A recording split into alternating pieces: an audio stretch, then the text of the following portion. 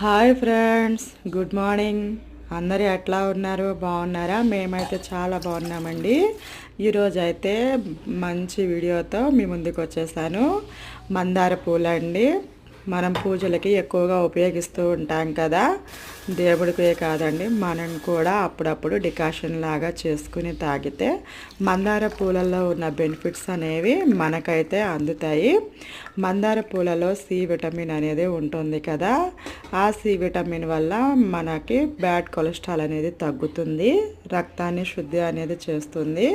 కాబట్టి మనము డైలీ తాగడానికి కుదరకపోయినా వీక్లీ వన్స్ అయినా తాగొచ్చు, లేదంటే 2 టైమ్స్ అయినా తాగొచ్చు.